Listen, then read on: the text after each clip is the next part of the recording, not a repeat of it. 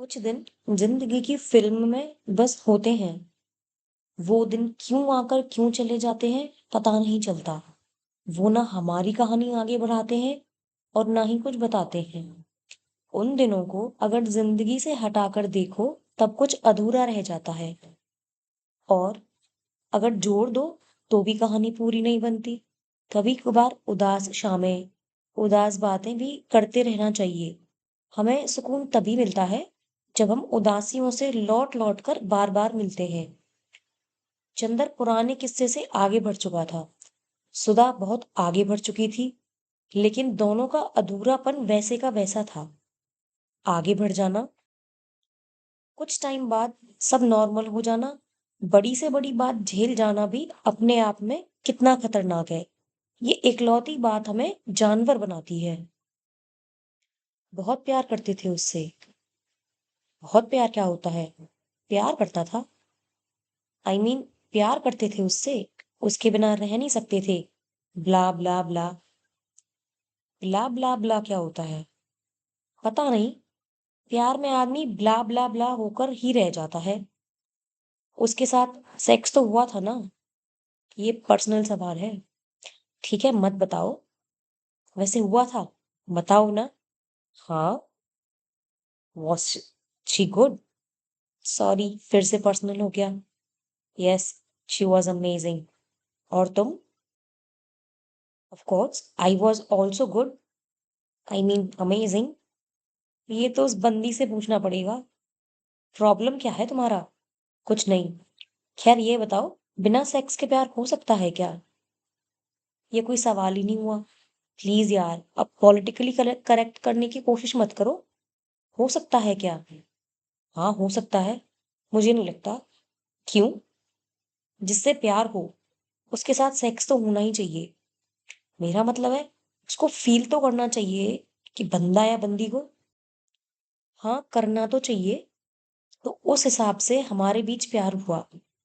तुम मुझे और मैं तुम्हें कितनी बार फील कर चुके हैं। प्यार के लिए सेक्स जरूरी है, सेक्स के लिए प्यार नहीं। दफर। बिना प्यार के सेक्स कैसे कर सकती हो तुम? मैं अकेली नहीं हूं ऐसी। फॉर द मैटर, ऐसा ही होता है। पता नहीं, आई एम नॉट कंफर्टेबल। किस चीज में? सेक्स में? नहीं, बिना प्यार वाले सेक्स में। प्यार अलग है और सेक्स अलग। शादी के बारे में तुम्हारा ख्याल चेंज हुआ? तुम टॉपिक मत बदलो। शादी को प्यार और सेक्स के साथ मत मिलाओ। क्यों? ऐसा ही तो होता है। होता होगा, मैं नहीं करूंगी ऐसा। क्यों? कहीं मुझसे तुम्हारी शादी हो गई तो? हो गई तो सेक्स नहीं करूंगी तुम्हारे साथ। क्यों? क्योंकि तुम्हारे हिसाब से प्यार के लिए सेक्स जरूरी है और सेक्स के लिए प्यार जरूरी है। मुझे लगता है कि शादी के लिए ये दोनों ही जरूरी नहीं है। तो एक काम करते हैं, क्या ब्ला ब्ला ब्ला कर लेते हैं? जिंदगी की औकात बस ब्ला ब्ला ब्ला भर की है। हम ब्ला ब्ला ब्ला करने आते हैं और ब्ला ब्ला ब्ला करके चले जाते हैं।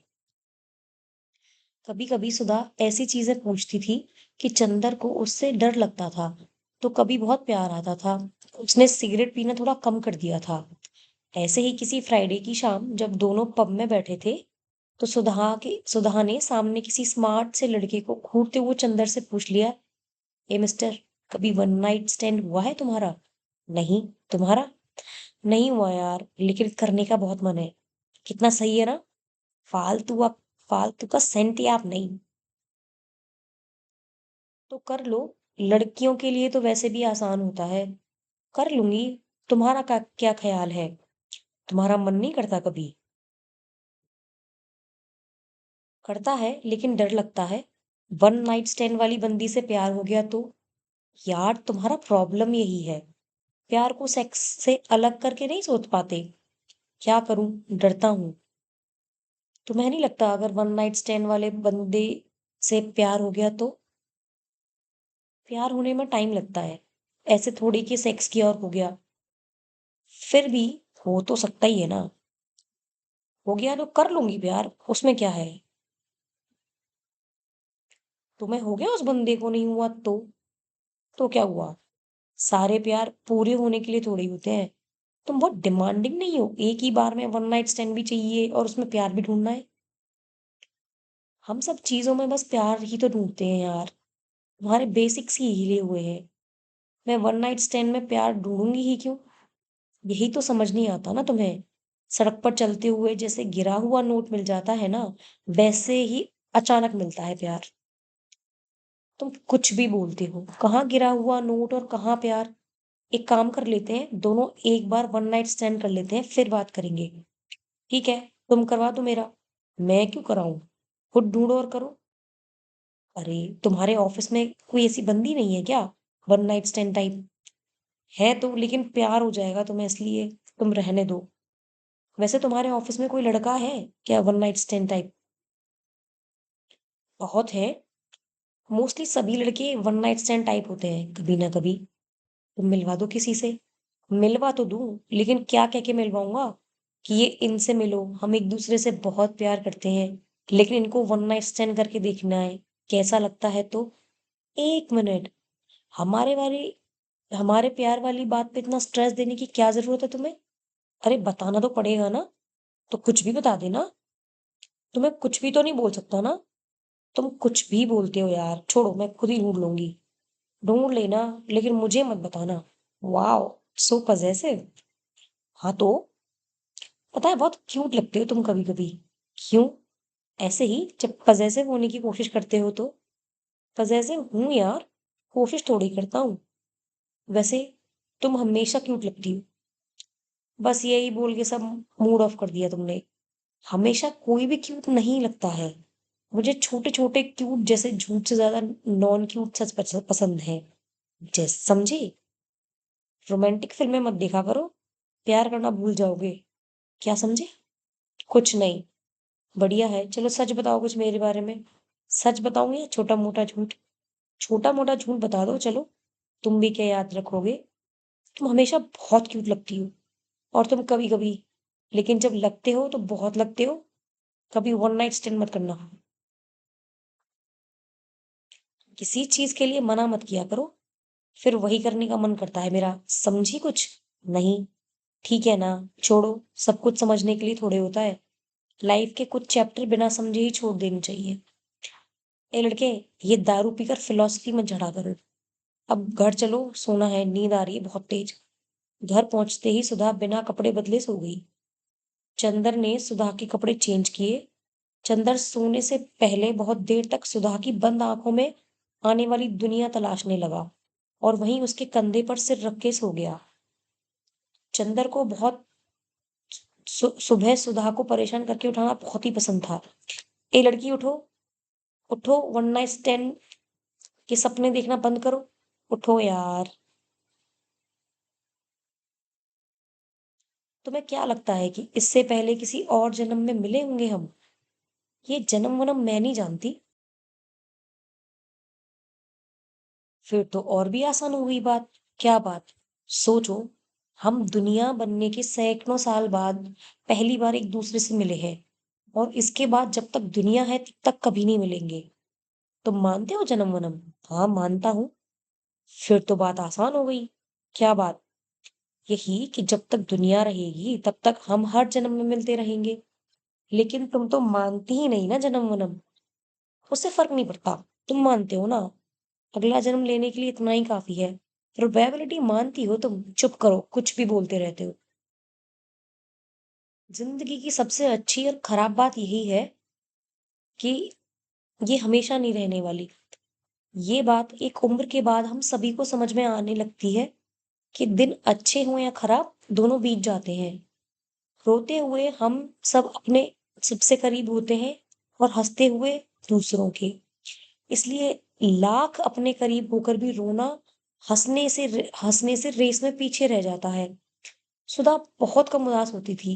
एक दिन जब कोर्ट से लौटी तो बहुत उदास थी। आते ही बोली, बहुत मूड ऑफ है यार। क्या हुआ? टीम के एक बंदे ने सुसाइड कर लिया। क्यों? पता नहीं, अभी थोड़े दिन पहले ही शादी तय हुई थी उसकी। परसों हमने साथ ही लंच किया था। मेरी सीट के पड़ोस वाली सीट पर बैठता था वो।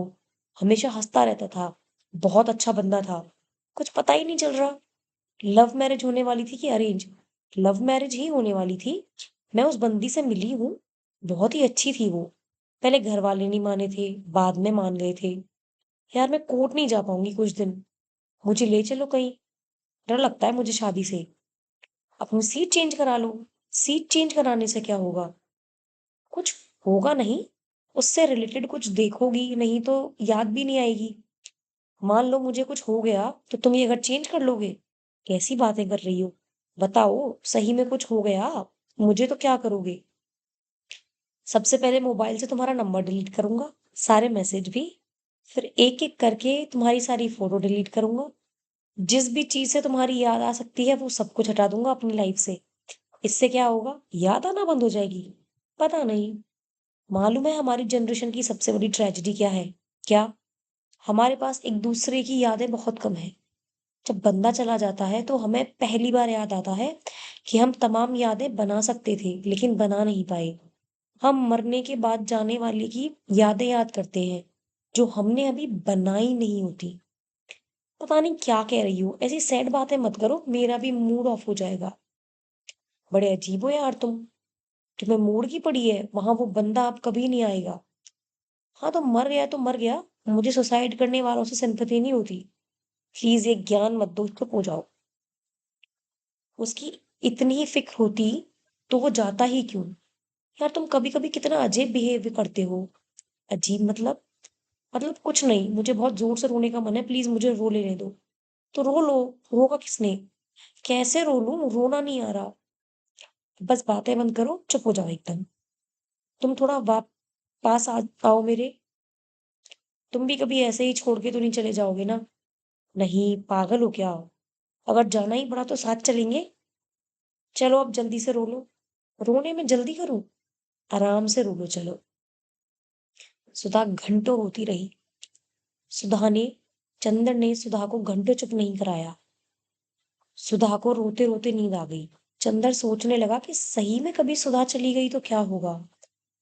अगर कहीं सुधा मर गई तो क्या होगा? अगर वो खुद मर गया तो सुधा क्या उसे एक दिन भूल जाएगी? चंदर को ये सब सोचकर बेचैनी हुई। चंदर ने उस दिन कई दिनों बाद अपने बारे में सोचा। सोचकर उसको ये भी लगा कि आखिर वो कर क्या रहा है। सुधा के साथ जिंदगी सही तो है, क्या फर्क पड़ता है कि उसको शादी नहीं करनी? चंदर अपने बारे में सोचते सोचते सोने की कोशिश करने लगा, लेकिन उसको नींद नहीं आई। जब रात में अच्छी नींद आना बंद हो जाए तब मान लेना चाहिए कि आगे जिंदगी में ऐसा मोड़ आने वाला है जिसके बाद सब कुछ बदल जाएगा। अगले दिन जब सुधा ऑफिस से लौटी तो देखा कि चंदर आराम से सोफा पर बैठे हुए दारू पी रहा था। इतनी देर से फोन मिला रही थी, उठा क्यों नहीं रहे थे? लाइफ बहुत छोटी है। वीकडे में तो नहीं पीते तुम, क्या हो गया? लाइफ बहुत छोटी है। बार बार बोलने से बड़ी थोड़ी हो जाएगी। लाइफ बहुत छोटी है। एक बार और बोला तुमने तो मर्डर करके लाइफ छोटी कर दूंगी तुम्हारी। लाइफ बहुत छोटी है, मैं वो सब करूंगा जो मुझे करना है। क्या करना चाहते हो? पता नहीं। जब पता ही नहीं कि क्या करना है, फिर क्या टेंशन है? लाइफ छोटी हो या बड़ी? डर ये नहीं है कि कहीं मुझे लाइफ में बहुत लेट ना पता चले कि मैं क्या करना चाहता था। ऑफिस में कुछ हुआ है क्या? हाँ। क्या हुआ? प्रमोशन हो गया।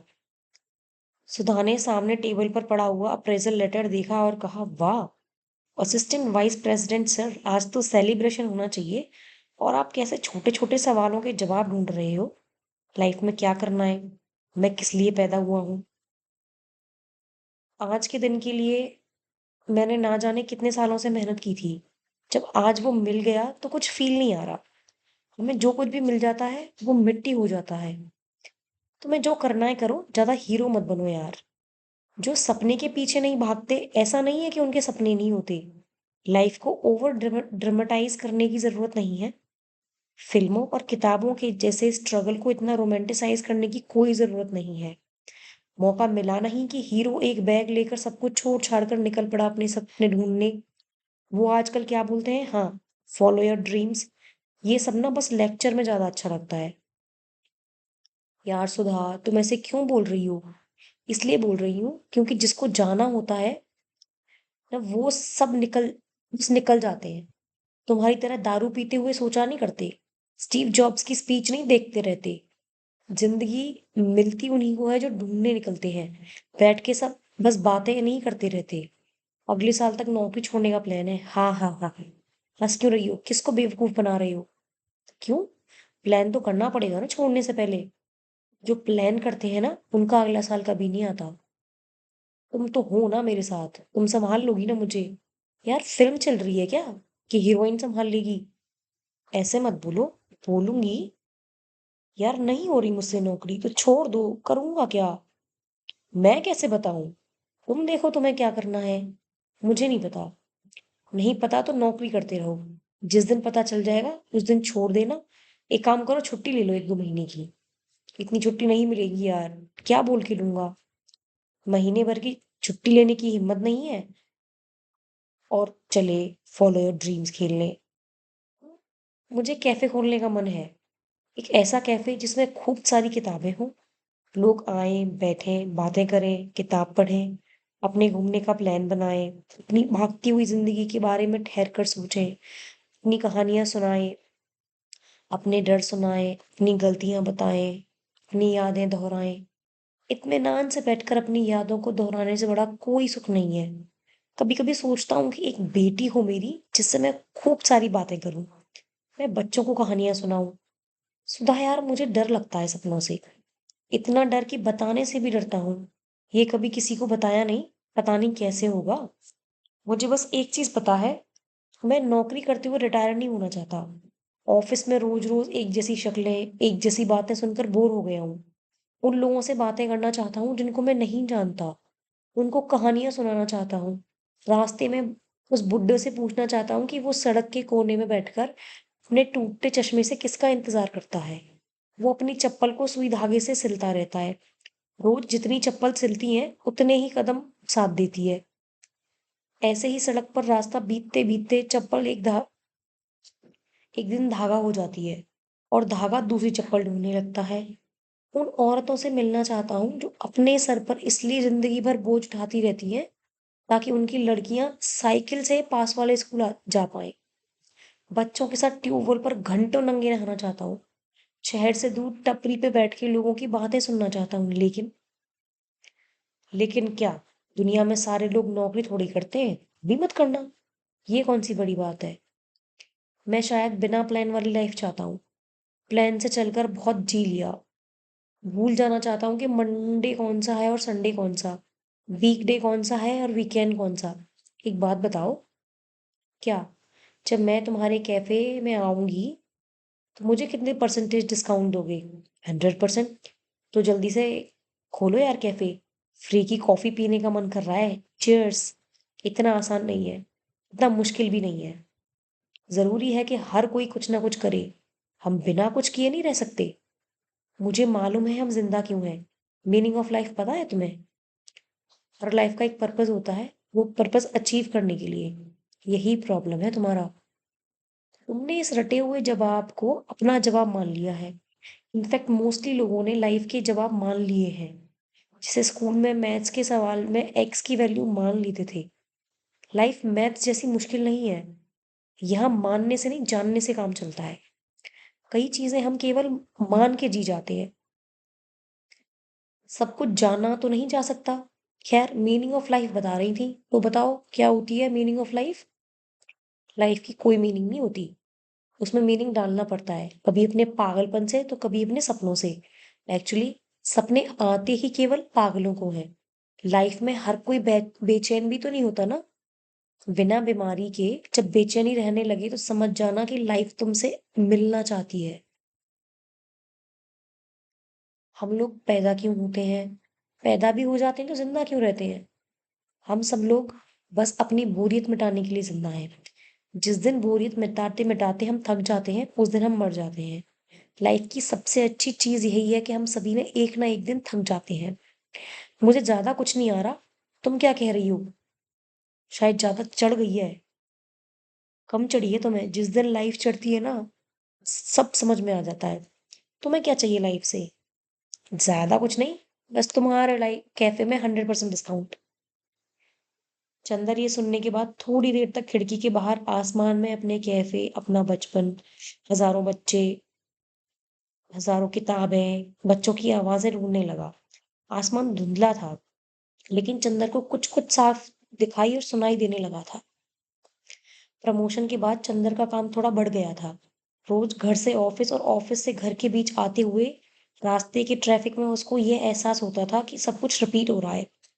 कुछ नया नहीं हो रहा लाइफ में। हम सभी की जिंदगी में एक दिन ऐसा आता ही है जब हम रोज सही पते पर पहुंचकर भी भटके हुए होते हैं। सब कुछ नया नहीं होता। तो वो अक्सर सुधा से शादी के लिए पूछ लिया करता।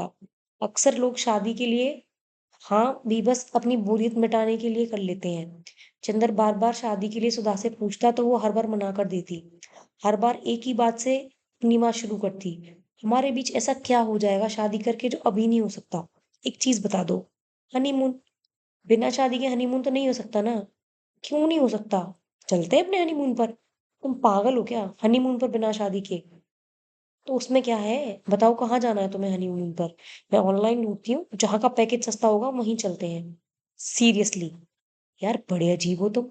लड़की हनीमून जाने के लिए पूछ रही है और तुम उस नई नवेली दुल्हन जैसे शर्मा रहे हो, जो सुहाग रात से पहले दूध का बड़ा वाला गिलास देके शर्माती है। ये देखो, अमेजिंग अंडमान का पैकेज मिल रहा है, वो भी 40% डिस्काउंट पर। कितने दिन का है? दिन का क्या करोगे, पूरी 7 रातों का है। करा रही हूँ ये वाला। मुझे बिना शादी के हनीमून पे जाना थोड़ा अजीब लग रहा है। चलो यार, तुम्हारे असली हनीमून से पहले थोड़ी प्रैक्टिस भी हो जाएगी। मैट्रिमोनियल साइट पर अपने वर्क एक्सपीरियंस के साथ हनीमून का एक्सपीरियंस लिख देना। फिर देखना कितने रिश्ते आते हैं। खेले खाए हुए लड़के पसंद होते हैं लड़कियों को। हनीमून मजाक है ना तुम्हारे लिए? लाइफ ही मजाक है। लाइफ को जितना ज्यादा सीरियसली लोगे ना, लाइफ उससे भी ज्यादा लेगी तुम्हारी। मुझे अजीब लग रहा है। ओए, तुम अजीब लगवाते रहना। पैकेज हो गया, और पैकेज नॉन रिफंडेबल है। अब तो जाना ही पड़ेगा। कब निकलना है हमें? परसों फ्राइडे रात से 5 दिन की छुट्टी ले लेना तुम। इतनी जल्दी? हाँ तो अब क्या शादी का वेट करें तुम्हारे हनीमून के लिए? ये वाला डिस्काउंट में मिल रहा था। चलो अब मुझे मार्केट जाना है, बहुत तैयारी करनी है। क्या तैयारी? बस पैकिंग ही तो करनी होगी ना। मैं मेहंदी लगवाने जा रही हूँ। हनीमून पे थोड़ा शादी वाला फील भी तो आना चाहिए ना। सुधा जिंदगी में जिंदगी की फील लेने के लिए कुछ भी कर सकती थी। इसी बात से चंदर थोड़ा डरता भी था। सुधा ने ना सिर्फ हाथों में बल्कि अपने पैरों में भी मेहंदी लगवाई। लाल रंग की चूड़ियां भी खरीद कर लाई। जब वो लौटी तो ठीक वैसी लग रही थी जैसे चंदन को अपने ख्यालों में दिखती थी। कैसी लग रही हूँ? बिल्कुल वैसी। वैसी कैसी? बताओगे? एकदम वैसी जैसी तुम नींद में दिखाई पड़ती थी। अच्छा चलो एक फोटो खिंचवा लेते हैं। फोटो क्यों? क्या पता, तुम्हें अब ये वाला सपना आना बंद हो जाए तो कम से कम ऐसी एक फोटो तो होनी चाहिए ना। इसके बाद सुधा जबरदस्ती चंदर को फोटो स्टूडियो ले गई। दोनों ने शादी वाले पोज में 8-10 फोटो खिंचवाई। एक फोटो फाइनल की जिसमें वो पति लग रही थी और चंदर पत्नी। सुधा और चंदर पोर्ट ब्लेयर 2 दिन रहने के बाद हैवलॉक आ गए। क्रूज से हैवलॉक से पोर्ट ब्लेयर के बीच की दूरी 3 घंटे की है। ऐसा कहा जाता है कि हैवलॉक में राधा नगर नाम का जो बीच है, वहां सूरज इतनी खूबसूरती से डूबता है कि घड़ी खुद सूरज को डूबता हुआ देखने के चक्कर में कुछ देर तक रुक जाया करती है। चंदर और सुधा का होटल राधा नगर बीच के बिल्कुल पास था। कमरे में जाकर चंदन ने टीवी ऑन किया तो देखा कि मुश्किल से 2-3 चैनल आ रहे थे और मोबाइल में सिग्नल आना बंद हो चुका था। कमरे में बिस्तर पर तौलिया दिल की शेप में सजा हुआ था। रंगीन खुशबू वाले फूल बिखरे हुए थे। बाथरूम ऊपर से खुला हुआ था। बाथरूम में सीधे सीधे धूप आती थी। बाथरूम देखकर ऐसा लग रहा था जैसे अगर यहाँ 2 लोग साथ नहीं नहाए तो बाथरूम पूरा बुरा माने सो माने। छत से छन के झांकती हुई धूप भी बुरा मान जाएगी। कमरे के बाहर 2 कुर्सियां पड़ी हुई थी। समंदर कमरे कमरे से केवल 100 मीटर की दूरी पर था। समंदर के पास भी कुछ एक कुर्सियां पड़ी हुई थी। कुर्सी के थोड़ा आगे बढ़ने पर एक बेड जैसा रखा था, जैसा फिल्मों में होता है। कमरे में समंदर की आवाज एकदम साफ आ रही थी। पहली बार जब 2 लोग सबसे करीब आए होंगे तो वो जरूर समंदर का किनारा रहा होगा। सूरज डूब रहा होगा। उन दोनों लोगों ने दिन को डूबने से पहले रोकने की कोशिश की होगी। दिन को रोकने की कोशिश में वो मिलकर पहली बार एक हुए होंगे। ऐसा एक हुए होंगे कि सूरज ने डूबने के बाद 15-20 मिनट उजाला रखा होगा ताकि वो धुंधले उजाले में घुलकर शाम हो जाए। दुनिया तब से ऐसे ही रोज शाम को उन दो लोगों को खोजती है जो दिन को रोकना चाहते हैं।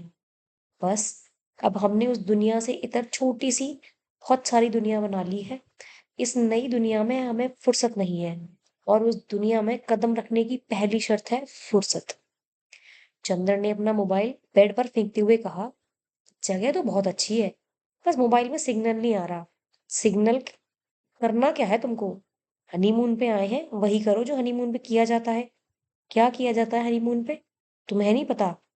नहीं, मुझे नहीं पता। मेरा पहला हनीमून है ना। मैंने तो जैसे हनीमून में एमबीए किया है। कुछ तो आइडिया होगा तुम्हें कि क्या करते हैं लोग हनीमून पर। बातें करते होंगे। दो लोग वैसे भी बातों से ज्यादा अच्छा कुछ कर भी क्या ही सकते हैं। सेक्स। सेक्स से याद आया, सेक्स के जस्ट बाद वाली बातें सबसे अच्छी होती हैं। सेक्स के बाद कोई भी बात नहीं करना चाहता। एग्जैक्टली वही, जो वो 2-3 मिनट बातें नहीं होती, वही तो होती हैं सबसे अच्छी बातें। तुम पागल हो? जो बातें नहीं होती वो बातें सबसे अच्छी होती हैं। पता भी है क्या बोल रही हो? मुझे पता है मैं क्या बोल रही हूँ। तुम कब समझोगे ये बातें? क्या समझना है? यही कि सेक्स के जस्ट बाद जब लड़की लड़के की आंखों में जो कुछ ढूंढती है ना, वही होता है प्यार। उस ढूंढने में जब पहली बार पलक झपकती है, वो होती है पहली बातचीत। खैर छोड़ो, समझ जाओगे, पहला हनीमून है ना तुम्हारा, धीरे धीरे सीख जाओगे। एक बात बोलूं? क्या मैं दोबारा समझाऊंगी? नहीं, कुछ भी। तुम्हारी मेहंदी बहुत अच्छी लग रही है। चुप करो, इतनी भी अच्छी नहीं है। अच्छी है। वैसे समंदर पसंद है तुम्हें? जानबूझकर तुमने समंदर वाली जगह चूज की ना। हाँ और क्या। मुझे तो पानी से डर लगता है। मम्मी को एक पंडित जी ने बताया था कि मैं पानी से दूर रहा करूं। पंडित जी ने ये भी बोला होगा कि उस लड़की से भी दूर रखिएगा। वो तो सुना नहीं तुमने? अच्छा सुनो तो एक बात बोलूं क्या? नहाने चले? चलो। थोड़ा थोड़ा समझ आ रहा वैसे मुझे। क्या? यही कि हनीमून पर क्या करते हैं, क्या करते हैं? थोड़ी बातें करते हैं और थोड़ा क्या? बोलोगे? और थोड़े के लिए बोलना नहीं पड़ता। सुधा चंदर के साथ बाथरूम, बाथरूम में आने वाली धूप, शावर का पानी, शैम्पू, सोप सब साथ नहाए। नहाने के दौरान चंदर सुधा के बीच जो बातें हुई, वो भी नहाई। सुधा चंदर को जहां जहां छूती जा रही थी, चंदर का उतना हिस्सा नहाता जा रहा था। कुछ देर में दोनों नहाकर नए हो गए। अंडमान के दिन ऐसे बीते जैसे वीसीआर में मूवी तेजी से फॉरवर्ड हो जाया करती थी। जहाँ दिखाई तो सब पड़ता था लेकिन सुनाई कुछ नहीं पड़ता। जो दिन तेजी से बीत जाते हैं वो अच्छे होते हैं। अच्छे दिनों में रहते हुए कोई ठहर नहीं पाता और दिन बीतने के बाद के दिनों में वो ठहरना ढूंढता है। जिंदगी असल में सब कुछ ना कुछ ढूंढते रहने की ही कहानी है। कुछ ना मिला तो वो ढूंढता है जो नहीं मिलता। जब वो मिल जाए तो वो कुछ नया ढूंढना शुरू कर देना।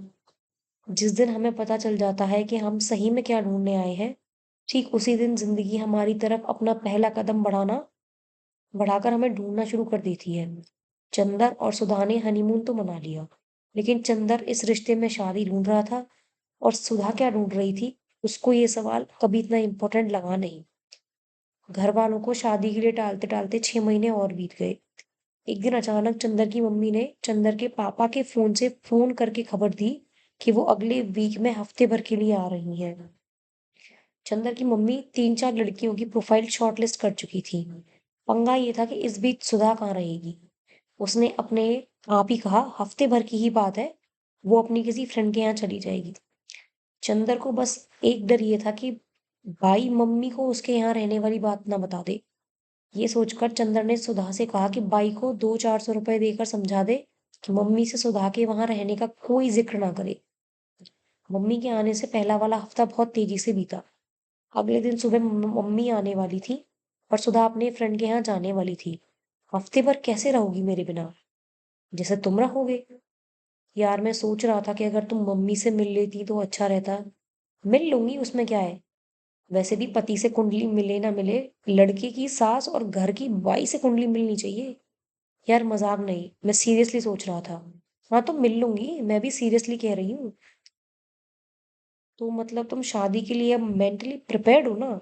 शादी कहाँ से आ गई? अभी तो तुमने बोला सास से कुंडली मिलने वाली बात, मजाक में नहीं बोल सकती।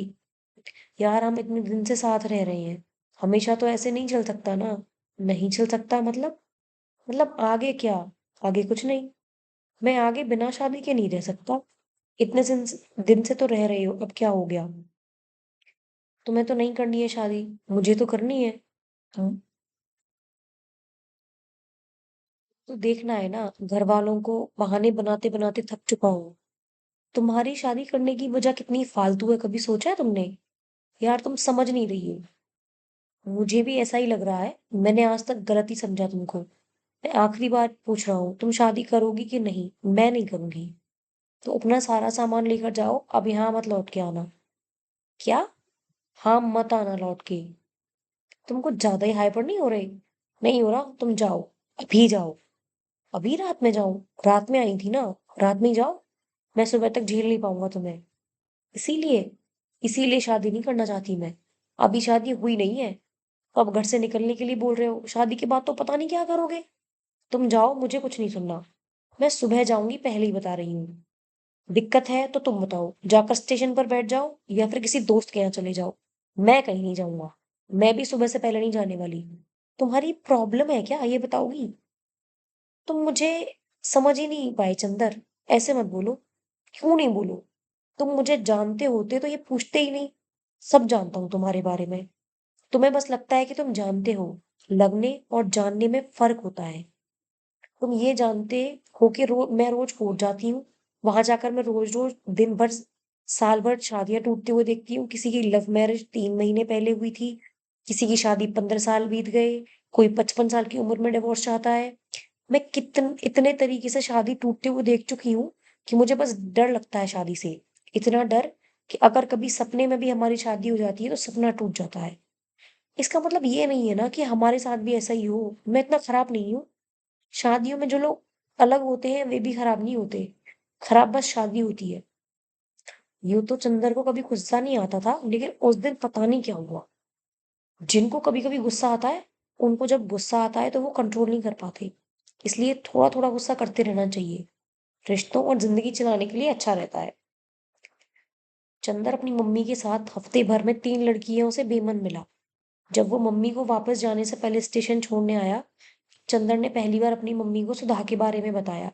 मम्मी गुस्सा भी हुई। उससे मिलवाया क्यों नहीं? चंदर ने उस दिन ये सोच के मम्मी की ट्रेन छुड़वा दी कि एक बार सुधा मम्मी से मिल ले। चंदर ने सुधा को कई बार फोन मिलाया। अगले दिन कोर्ट भी गया, लेकिन उससे ना कोई मुलाकात हुई, ना कोई बात। चंदर ने अपनी मम्मी को बहाना बना दिया कि सुधा को किसी काम से दिल्ली जाना पड़ गया है, अगली बार पक्का मिलवा देगा। मम्मी भी जिद पर अड़ गई कि बिना मिले नहीं जाएंगी। खैर, चंदर ने सुधा को मैसेज किया कि मम्मी फलानी ट्रेन से जा रही हैं, अगर हो सके तो बस 5 मिनट के लिए मम्मी से मिलने के लिए आ जाए। हालांकि चंदर को ये उम्मीद रही थी कि सुधा अगली आएगी, लेकिन वो आई। वो आते हुए बड़ी अच्छी लग रही थी। आती हुई हर बात अच्छी लगती है, बातें, बारिश, धूप, समंदर, सब कुछ। वैसे भी मिलने के लिए स्टेशन बड़ी सही जगह लगती है। रोज कितनी लोग पहली बार यहाँ मिलते हैं। सुधा को मम्मी बिना पल के झपकाए देखती रही। वो सुधा में अपनी बहू ढूंढ रही थी। माँ होना असल में कुछ ना कुछ ढूंढते रहना है बस। मम्मी ने जैसे ही शादी का पूछा तो उसने साफ साफ कह दिया, मम्मी जी मुझे शादी करनी ही नहीं है। चंदर को कई बार समझा चुकी हूँ, यही मेरे पीछे पड़ा है। आपसे मिलने भी इसलिए आई हूँ कि आपको बता दूं कि आप प्लीज इसकी शादी कहीं और कर दीजिए। चंदर की मम्मी ने बस इतना कहा, बेटा तुम्हारे मुंह से मम्मी जी बहुत अच्छा सुनाई दिया। सुधा ने बढ़कर मम्मी को गले लगाया। इसके बाद मम्मी कुछ बोल नहीं पाई। एक बार उन्होंने कोशिश भी की बोलने की, शायद वो समझा पाए कि झगड़े तो होते रहते हैं, लेकिन ट्रेन की आवाज में मम्मी की आवाज, आसपास के शोर में चंदर की सिसकियां घुल गई। 5 मिनट में ये रिश्ता ट्रेन की चाय जितना बासी हो चुका था। केवल ट्रेन से जाने वाले ही स्टेशन पर बिछड़ नहीं रहे होते हैं, बल्कि कई बार प्लेटफॉर्म भी एक ही साइड पर लोग भी हमेशा के लिए बिछड़ रहे होते हैं। चंदर को उस दिन समझ तो आया, लेकिन ट्रेन जाने के बाद चंदर का स्टेशन से घर लौटने का मन भी नहीं किया, क्योंकि उसे समझ नहीं आ रहा था कि उसे गुस्सा ज्यादा आ रहा है या रोना। उसी समंदर के पास जाकर बैठ गया, जहां जाकर सुधा चुप हो जाती थी। गीली रेत पर पैर के जितने हिस्से को छू रही थी, बस शरीर का उतना हिस्सा ही रू नहीं रहा था। वो रात करीब 12 बजे तक उठा बैठा हुआ था, पता नहीं क्या-क्या सोचता रहा। चंदर जब घर लौटा तो देखा सुधा पहले से ही वहां पर थी। चंदर इतना थक चुका था कि ना अब उसे गुस्सा आ रहा था ना रोना। उसने नीचे गद्दा बिछाया और सो गया। लाइट न चंदर ने बंद की न सुधा ने। एक हफ्ते में उन दोनों का रिश्ता ऐसा हो गया था जैसे बरसात में छाता जिसमें न पूरा भीगने बनता था न पूरा सूखते। अगले दिन सुबह अलार्म बजने से पहले ही सुधा उठ चुकी थी।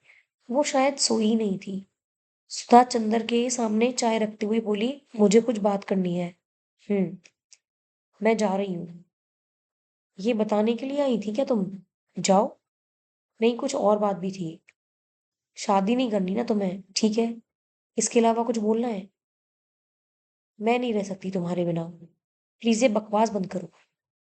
क्या हम हमेशा बिना शादी के नहीं रह सकते? नहीं रह सकते। I am pregnant.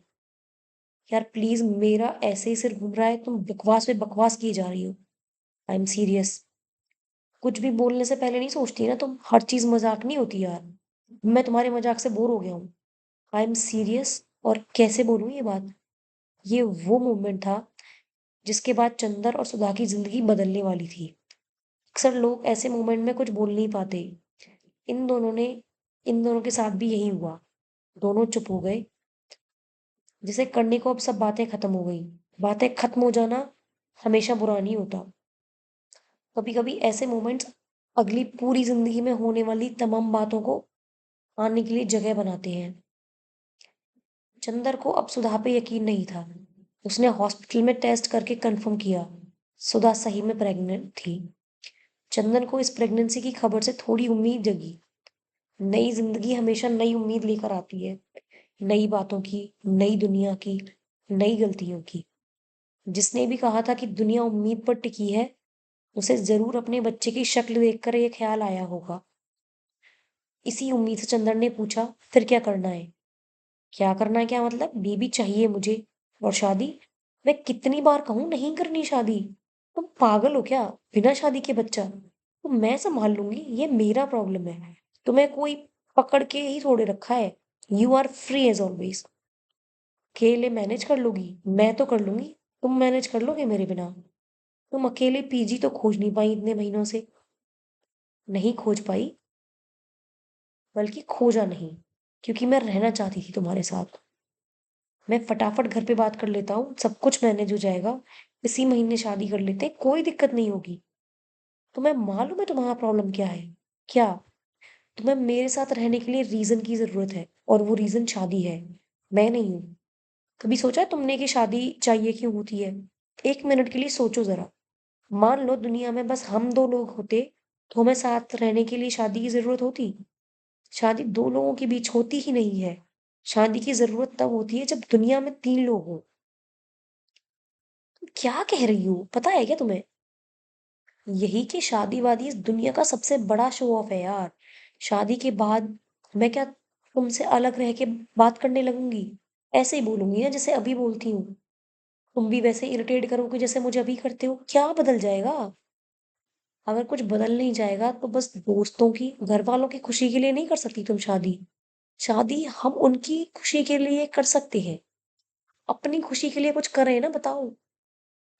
यार तुम वकील हो, तुमसे मैं बातों में नहीं जीत सकता, लेकिन जिंदगी लॉजिक से चलती है। वही तो मैं कह रही हूँ, जिंदगी लॉजिक से नहीं चलती। लॉजिक से चलती तो शादी के लिए कभी का हाँ कर दिया होता। जानते हो हम सबका फ्यूचर एक ही है। अपने आप को रोज पागल होने से बचाने तक जीते चले जाना। बस मैं अपने तरीके से पागल होना चाहती हूँ। चंदर और सुधा एक बार फिर बोलते बोलते रुक गए। ये अब अक्सर होने लगा था। इस कट्टी मिल्ली में एक हफ्ता हो गया और बीत गया। चंदर शादी से ज्यादा अब वो बच्चा चाहता था। हर एक बच्चा पैदा होकर दुनिया का कुछ अधूरा हिस्सा पूरा करता है। चंदर की दुनिया का अधूरापन सुधा ने दुनिया के अधूरेपन से थोड़ा अलग हो गया था। चंदर की दुनिया के रास्ते सुधा की दुनिया के रास्ते अभी तक साथ चलते हुए चौराहे पर आ चुके थे। चंदर ने रिजाइन कर दिया, बिना इस बात का सोचे कि कल क्या होगा। असल में कल क्या होगा ये सोचना हमेशा ही फिजूल होता है। सोचकर कुछ हासिल होता नहीं। बहुत ज़्यादा सोच समझ कर, देख परख कर बाजार से सामान तो खरीदा जा सकता है, लेकिन ज़िंदगी को नहीं जिया जा सकता। मार्केट में कुछ खरीदते हुए हमारा हर बार किसी सामान की गारंटी पूछना कितना फ़िज़ूल होता है, ये जानते हुए कि ज़िंदगी की कोई गारंटी नहीं है और हम रोज़ हर सामान गारंटी वाला खरीदना चाहते हैं। चंदर बस वहाँ से चले जाना चाहता था, बहुत दूर। कहाँ? नहीं पता। क्यों? नहीं पता। हम सबकी ज़िंदगी में ये दिन आता ही है।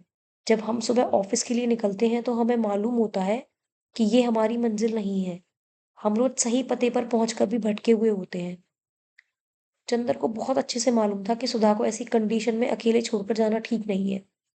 लेकिन उसकी वहाँ रुकने की हिम्मत नहीं थी। चंदर जितना सुधा को जानता था, उसको बहुत अच्छे से मालूम था कि वो सब सँभाल लेगी। लड़कियाँ सब अकेले सँभाल लेती हैं। चंदर अपना सामान पैक करके निकल ही रहा था, इतने में सुधा बोली, "कब आओगे? मेरे आने से कुछ फ़र्क पड़ता है क्या? मैं बोलूँगी पड़ता है तो क्या रुक जाओगे? अब रुकना मुश्किल है मेरा। मुझसे न ये दुनिया झेली जा रही, न तुम, न ऑफ़िस, ना ये घर। ऐसा लग रहा है सब दोबारा शुरू करना पड़ेगा। ठीक है, जाओ। मैंने पहले भी कहा था तुम फ्री हो। तुम रोकोगी नहीं। रोकूँगी तो पक्का नहीं रुकोगे। हाँ, अगर ना रोकूँ तो शायद तुम आ जाओ। तुम्हें ये नहीं लगता कि मैं गलत कर रहा हूँ? नहीं, क्यों नहीं लगता ऐसा? तुम्हारे इस नहीं ने मेरा रुकना मुश्किल कर दिया है। तुम्हारे कोई फ़र्क ना पड़ने से ज़्यादा मुझे बेचैन और कुछ नहीं करता। इतना ही है तो रुक जाओ। तुम्हें पता है ना कि तुम सही से रोक लोगी तो मैं नहीं जा पाऊँगा। हाँ, पता है, फिर भी नहीं रोकना। नहीं, तुम अबॉर्ट करा दो बच्चे को। बस, आगे कुछ और मत बोलना, तुम जाओ। लेकिन अकेले कैसे करोगी? बस जाओ ना। तुम जाओ चंदर, सब हो जाएगा। सब हो जाता है। जाने से पहले चंदर ने सुधा को गले लगाया। सुधा ने चंदर को ज़्यादा ज़ोर से गले लगाया। चंदर ने सुधा के पेट पर सहलाकर बच्चे की आहट महसूस करने की कोशिश की। न सुधा कुछ बोली, न चंदर, ना ही बच्चे की वो सहलाहट, ना ही घर, न घर की खिड़की, ना घर की खिड़की से आ रही धूप, ना ही खिड़की से दिखने वाला वो पेड़, न दरवाजा, न अलमारी, न बेड। सब एक साथ बिना आवाज किए फफक फफक के रो रहे थे। सब कुछ शांत था, सब कुछ सन्न था, दुनिया चुप थी। चंद्र ने मुंबई से निकलकर यह नहीं सोचा था कि कहाँ जाएगा, कितने दिनों के लिए जाएगा। वो पहले एयरपोर्ट पहुंचा। उसने एक दो जगह की फ्लाइट के बारे में पता किया, लेकिन वो कहीं जल्दी नहीं पहुंचना चाहता था। एयरपोर्ट पर सब जल्दी में थे, लेकिन चंदर को अब कोई जल्दी नहीं थी। वो वहां से निकलकर रेलवे स्टेशन पहुंचा। रेलवे स्टेशन पर उसको अपने कॉलेज का टाइम याद आ गया। उसको हरिद्वार का ट्रिप याद आया, जब वो हर की पौड़ी पर गंगा में पैर डालकर रात भर बैठा था। ये सब सोचकर चंदर ने हरिद्वार जाने वाली ट्रेन का पता किया। पुरानी जगहों पर इसलिए भी जाते रहना चाहिए क्योंकि वहां पर हमारा पास्ट हमारे प्रेजेंट से आकर मिलता है। लाइफ को रिवाइंड करते करके जीते चले जाना भी आगे बढ़ने का ही एक तरीका है। 2 दिन बाद चंदर हरिद्वार पहुंचा। वहां गंगा में पैर डालकर वो रात भर बैठा रहा। जब घाट पर बैठे बैठे चंदर ने अपना मोबाइल खोला तो देखा कि उसमें दुनिया भर के तमाम मैसेज हैं। कोई उसको लोन दे रहा है, कोई नई फ्रेंड रिक्वेस्ट है, खुशियों की दिवाली, खुशियों का नया साल, कोई घर बेच रहा है, कोई नई पुरानी कार, कोई नई हेल्थ प्लस सेविंग पॉलिसी बेच रहा है। जिसे कुछ ना कुछ खरीदते रहना ही इस दुनिया में खुशी पाने का आखिरी तरीका बचा हो। चंदर को अपने मोबाइल में सुधा का एक भी मैसेज नहीं मिला। इस बात से वो थोड़ा उदास हुआ और अपना मोबाइल वहीं गंगा में फेंक दिया। मोबाइल फेंकते ही उसे लगा कि जैसे पुरानी दुनिया से उसका सारा कनेक्शन खत्म हो गया हो। उसको थोड़ा हल्का महसूस हुआ। गंगा के पास बैठे बैठे चंदर के लिए पूरी दुनिया जैसे नदी हो गई थी। मोबाइल फेंकते ही उसको लगा कि सब कुछ बह गया। गंगा का पानी बहुत ठंडा था और चंदर के अंदर सब कुछ जल रहा था। हर की पैड़ी घाट पर बैठकर चंदर को मुंबई की, समंदर की, रेत की बहुत याद आई। जब चंदर ने मुंबई की, समंदर की, रेत की बहुत याद आ रही थी, तो सुधा की याद भी आकर इन यादों में घुलती जा रही थी। सुबह होने पर चंदर पास के आश्रम में गया। वहां रजिस्ट्रेशन कराने के बाद अपने कमरे में जाकर सोने की कोशिश की। आश्रम में सुबह शाम 2 बार ध्यान होता था, जिसमें हर रुकने वाले को जाना ज़रूरी था। 2-3 घंटे बाद ही उसको ध्यान करने के लिए उठा दिया गया। नहाकर नाश्ता करके चंदर ध्यान वाले कमरे में पहुंचा। वहां पर कोई गुरुजी आत्मा परमात्मा के बारे में बता रहे थे। जब आदमी अंदर से खाली होता है तो आत्मा परमात्मा की बातें कितनी बकवास लग सकती हैं, उसको ये एहसास उसी दिन हुआ। चंदर का मन किसी भी बात में नहीं लग रहा था। उसे बार-बार लग रहा था 5-10 दिन में वो लौट जाएगा। किसी तरह उसने 2 घंटे ध्यान में बैठने का नाटक किया। जिस जर्रे पर जिंदगी चला करती है, उसमें किसी को नाटक करना सीखने के लिए कोई ट्रेनिंग लेने की जरूरत नहीं होती। हर कोई कभी ना कभी जिंदगी में जिंदगी का नाटक करता ही है। ये सब सोचते हुए चंदर 2 घंटे तो नाटक सहन करता रहा, लेकिन उसके बाद वो झेल नहीं पाया। जिंदगी की सबसे अच्छी बात यही है कि वो रह रहकर हमारी उदासियों और बेचैनियों के बहाने हमें नींद से जगाती रहती है। चंदर मनी मन बुदबुदाया कि भगवान भी बहुत बड़े नाटक का छोटा सा हिस्सा है। ये सोचकर वो अभी मनी मन खुशी हो रहा था कि इतने में गुरुजी की धुंधली आवाज सुनाई पड़ी। ऐसे ही रोज 2 घंटे परमात्मा को दीजिए, एक दिन आनंद आएगा। चंदर ने वहां 7-8 दिन रुककर आनंद के आने की बेसब्री से इंतजार किया। इसी बीच उसको बार बार लगा कि वो लौट जाए, लेकिन वो लौटकर फिर से वैसे शुरू नहीं करना चाहता था। हर बीतते दिन के साथ उसकी बेचैनी बढ़ती जा रही थी। दुनिया में तमाम चीजों जैसे भगवान भी एक तरह का एडजस्टमेंट है जो लोग अपने कंफर्ट के हिसाब से कर लेते हैं। चंदर ये एडजस्टमेंट सुधा के साथ भी नहीं कर पाया था, तो भगवान के साथ क्यों करे। ये सोचकर वो अपना सामान उठाकर बस स्टैंड पहुंचा।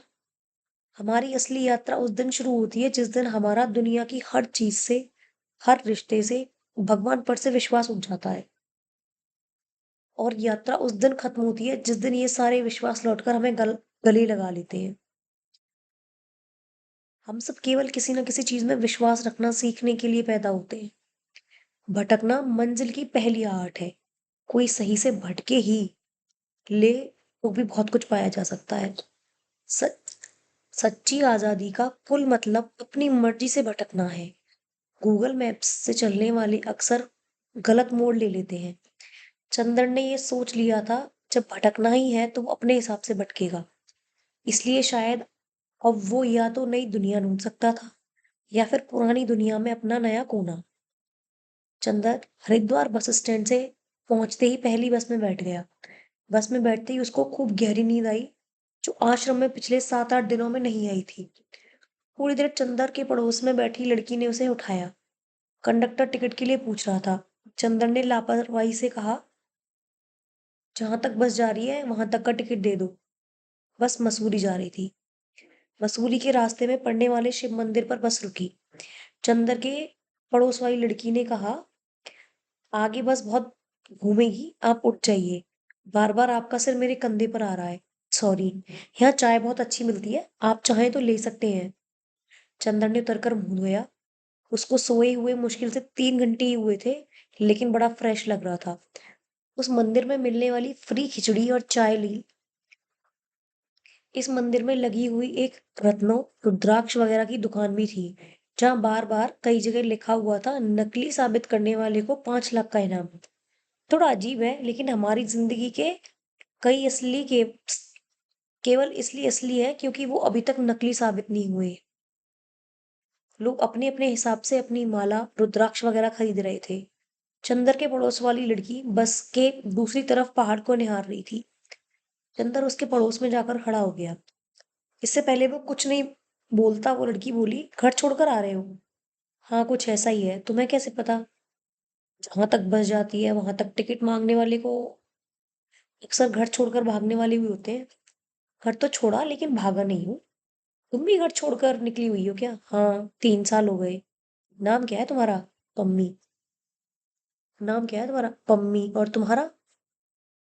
चंदर। वैसे घर किस वजह से छोड़ा, कोई लड़के वड़के के चक्कर में। हर लड़की लड़के के लिए घर नहीं छोड़ती। तो तुमने किसके लिए छोड़ा। अपने लिए, अपने पागलपन के लिए। ऐसा क्या पागलपन है जिसके लिए घर छोड़ना पड़े। तुम कुछ ज्यादा ही सवाल नहीं पूछ रहे। घर तो छोड़ दिया, कोई बात नहीं। बातें करते रह गए तो बस जरूर छूट जाएगी। मम्मी और चंदर दोनों के बस में बैठते ही मसूरी चलकर बस के पास आना शुरू हो गया। चंदर खुद में इतना उलझा हुआ था कि उसने पम्मी से ज्यादा कुछ जानने की कोशिश नहीं की। उतरने से पहले पम्मी ने चंदर को अपना नंबर दिया और कोई भी जरूरत पड़ने पर फोन करने को कहा। चंदर ने मसूरी पहुंचकर 2-3 होटल देखे। जिस होटल के कमरे से बाहर पहाड़ सबसे अच्छा दिख रहा था, चंदर ने वो होटल फाइनल कर लिया। होटल वाले के ये पूछने पर कि कितने दिन के लिए कमरा चाहिए, चंदर कोई जवाब नहीं दे पाया। होटल वाले ने दोबारा पूछा कि कमरा कितने दिनों के लिए चाहिए। चंदन ने थोड़ा सोचकर बोल दिया कि उसका मसूरी रुकना काम पर डिपेंड करता है, फिर भी 1 हफ्ता तो लग ही जाना चाहिए। होटल के रजिस्टर में एंट्री करते हुए, एड्रेस वाला कॉलम भरते हुए, चंदन का पेन थोड़ा सा, बहुत थोड़ा सा कांपा। पिन कोड के हर एक जीरो में छुपी हजारों यादें थोड़ी लड़खड़ा गई। चंदर के कमरे में पहुंचते ही बिस्तर ने उठकर उसको गले लगा लिया। नींद उसका सिर सहलाने लगी। मन ने उसको ओढ़ लिया। कमरे के बाहर दिन शाम के साथ घुलकर रात को बुला रहा था। तारे टूट टूट कर रात का अधूरापन भरने लगे। आवाजें झींगुर हो गई। सब कुछ ठहर रहा था। करीब 10 घंटे सोने के बाद चंदर की नींद सुबह करीब 7 बजे खुली। घर से निकलने के बाद पहली बार ऐसा हुआ था कि चंदर इतनी गहरी नींद सोया हो। शहरों की नापतोल वहां रहने वाले लोगों की नींद से कर लेनी चाहिए। शहर छोटा या बड़ा वहां रहने वालों की नींद से होता है। ठिकाना तो कोई भी शहर दे देता है, गहरी नींद शहर कम कम शहर दे पाते हैं।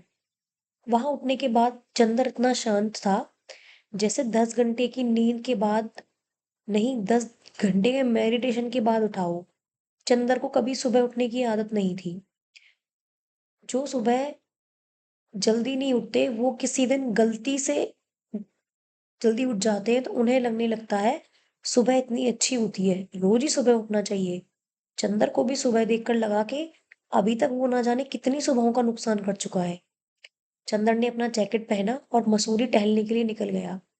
दुनिया की तमाम चीजों में से जिनका आप भरोसा नहीं कर सकते, उनमें से एक मसूरी का मौसम भी है। कब मौसम साफ हो जाए और कब एकदम से धुंध हो जाए पता ही नहीं चलता। रोज की तरह दुनिया धीरे धीरे शुरू हो रही थी, ठीक वैसे जैसे आज दुनिया का पहला दिन हो। बच्चे स्कूल जा रहे थे। चाय की दुकानें अभी खुल रही थी। कुछ बच्चे, बूढ़े, जवान सभी शेप और साइज के लोग टहल रहे थे। कुछ बूढ़े इतनी जल्दी जल्दी टहल रहे थे जैसे ऐसे ही टहलते टहलते एक दिन जवान हो जाएंगे। कुछ अंकल आंटी लोग वहीं बेंच पर बैठकर अनुलोम विलोम कर रहे थे। उधर चाय की दुकान के पास कुछ लोग अखबार पर आंख गड़ाए हुए थे। अपनी शादी के सालों की लंबाई के हिसाब से सड़कों पर दिखने वाले कपल्स के बीच की दूरी नापी जा सकती थी। थोड़ा ही आगे चलने पर चंदर को हनीमून इन होटल दिखा। होटल देखकर सुधा की याद आई। फिर सुधा की बात की याद भी। फिर सुधा के साथ बिताया टाइम। फिर सुधा की जिद भी याद हो गई। और सड़क पर खड़े खड़े एक ही मिनट में चंदर हनीमून इनके सामने फिर से एक बार अकेला हो गया। अगली चाय की टकरी टपरी पर जाकर चंदर चाय लेकर चाय के गिलास की गर्माहट को हल्के हल्के महसूस कर रहा था। चंदर के हाथ का जितना हिस्सा चाय के प्याले की गर्माहट को छू रहा था, उतने हिस्से को सुधा की याद आ रही थी। यादें सिर पर मंडराने वाले मच्छरों के झुंड की तरह होती हैं। कहीं भी भाग जाओ वो सिर पे घेरा बनाकर भिनभिनाने लगती हैं। मसूरी का एक चक्कर लगाने के बाद चंदर लौट ही रहा था कि पम्मी ट्रेवल की दुकान दिखाई पड़ी। दुकान बाहर से कोई भी नॉर्मल टूर एंड ट्रेवल्स की दुकान लग रही थी। वो ये सोचकर दुकान को पीछे छोड़कर आगे बढ़ गया कि अगर पम्मी से मिलने गया तो वो सोचेगी कि बड़ा चीप टाइप है, एक ही दिन में दुकान ढूंढकर मिलने भी आ गया। चंदर को मसूरी की ठंड और ठंड में मिले हुए कोहरे को महसूस करते हुए पता ही नहीं चला कि कब 2 घंटे बीत गए। चंदर को मुंबई के ट्रैफिक की इतनी आदत पड़ चुकी थी कि मसूरी की सड़कें उसको गोद जैसी लगी। मुंबई की सड़कों पर सुकून नहीं था और मसूरी की हर एक चीज में उसको सुकून दिख रहा था। ऐसा शायद वहां रहने वालों के साथ ना होता हो, लेकिन चंदर की आंखों में अभी भी मुंबई की सड़कों की बेचैनी अटकी हुई थी। हम सभी का अपना एक फेवरेट शहर होता है जहां हम रिटायर होने के बाद वहां रहना चाहते हैं। कमाल की बात है, हम उस शहर का पता जानने के बाद भी कभी वहां पहुंच नहीं पाते। अगर जिंदगी के पते पर पहुंचना इतना आसान होता तो जिंदगी की औकात 2 नंबर के जीके के सवाल भर की होती। आगे बढ़कर चंदर किताब की एक दुकान पर पहुंचा। दुकान पर किताब ढूंढते-ढूंढते चंदर को याद आया कि उसको किताब की दुकान पर जाकर घंटों किताब ढूँढना कितना पसंद था। कैसे वो किताब की दुकान पर घंटों टाइम बिता दिया करता था। कई बातें जो हमें बहुत अच्छी लगती हैं, वो हम पता ही नहीं कैसे एक दिन भूल जाते हैं। दुकान पर करीब वो 2 घंटे बिताने के बाद कुछ 8-10 किताबें खरीदी, जिसमें रस्किन बॉन्ड की 2 किताबें, मनोहर श्याम जोशी की तथा प्रोफेसर अज्ञे की शेखर एक जीवनी, विनोद कुमार शुक्ल की दीवार में एक खिड़की रहती थी, भगवती चरण वर्मा की चित्रलेखा, धर्मवीर भारती की गुनाहों का देवता और सुरेंद्र वर्मा की मुझे चांद चाहिए थी। दुकानदार ने चंदर को इतनी किताबें खरीदते देख कुछ नई किताबें सजेस्ट की, लेकिन चंदर ने दुकानदार की बात पर कुछ खास ध्यान नहीं दिया। लोग कहते हैं कि किताबें दोस्त होती हैं। चंदर अपने कुछ पुराने दोस्त पाकर खुश था। असल में किताबें दोस्त तब बनती हैं जब हम सालों बाद उन्हें पहली बार की तरह छूते हैं। किताबें खोलकर अपनी पुरानी अंडरलाइंस को ढूंढ-ढूंढ कर छूने की कोशिश करते हैं। किसी को समझाना हो तो उसकी शेल्फ में लगी किताबों को देख लेना चाहिए। किसी की आत्मा को समझनी हो तो उन किताबों में लगी अंडरलाइन को पढ़ना चाहिए। चंदर को किताबें खरीदने में करीब 11:30 बज गए। उसे अब थोड़ी-थोड़ी भूख लगनी शुरू हो गई थी। वो किताब की दुकान के पास ही एक कैफे में जाकर बैठ गया। कैफे साइज में बड़ा था, लेकिन कैफे का मेन्यू छोटा-सा था। मुश्किल से 3-4 टेबल, मेन्यू में बस 3-4 तरह के पराठे, 1-2 तरह के सैंडविच और चाय, कॉफी, नींबू पानी। बस इतना ही मिलता था कैफे में। इक्का-उक्का टूरिस्ट बीच-बाच में आलू, गोभी, पनीर के पराठे खाने आते रहते। चंदन ने पराठे और चाय ऑर्डर करके किताबें पलटना शुरू कर दिया था। किताब पलटते-पलटते करीब 1 घंटा बीत गया। शहर छोटा हो तो दिन बड़े हो जाते हैं। चंदर आराम से किताब पढ़ने में मशगूल हो गया। शेखर एक जीवनी को पलटते हुए उसको अपने जान पहचान की एक पुरानी लाइन मिली। यदि प्रत्येक व्यक्ति अपनी जीवनी लिखने लगे तो संसार में सुंदर पुस्तकालयों की कमी ना रहे। इस लाइन को पढ़कर चंदर ने किताब के पन्ने को सहलाया। किताब के पन्ने ने वापस चंदर को सहलाया।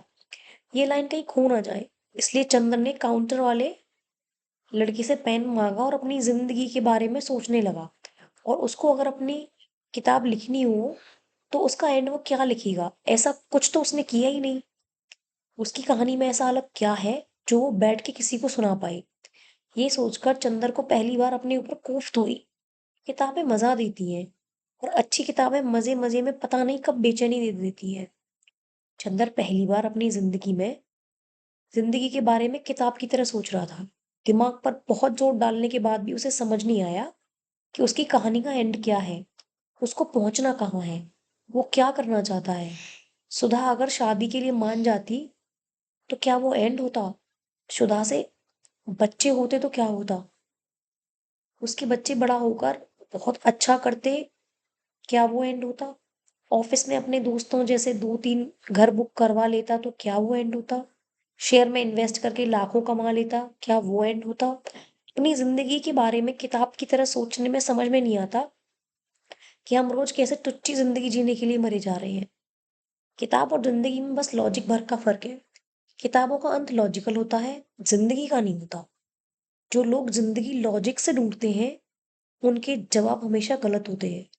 ये सब सोचते हुए उसे पहली बार ये ख्याल आया कि छुट्टियां क्यों इतनी जरूरी होती हैं। अपनी जिंदगी के बारे में किताब की तरह सोचने से कई सारे भ्रम दूर हो जाते हैं। चंदर को बहुत ढूंढने पर भी अपनी किताब की जिंदगी का कोई लॉजिकल अंत नहीं मिलता। उसने थककर अपनी जिंदगी के अंत के बारे में सोचना शुरू कर दिया, बंद कर दिया और एक और चाय का ऑर्डर दे दिया। चाय की चुस्की में जैसे पुराने दिन घुले हुए होते हैं। हर एक चुस्की के साथ पुराने दिन उसके अंदर उतरकर उसको बेचैन करने लगे। सुधा से ज्यादा उसको अपने होने वाले बच्चे की याद आती।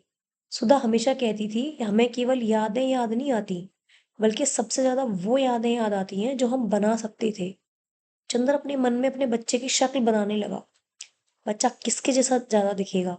चंदर हमेशा से चाहता था जब भी बच्चा हो तो लड़की हो, क्योंकि बच्ची होने पर वो सुधा के बचपन की झलक देख पाता, छू पाता।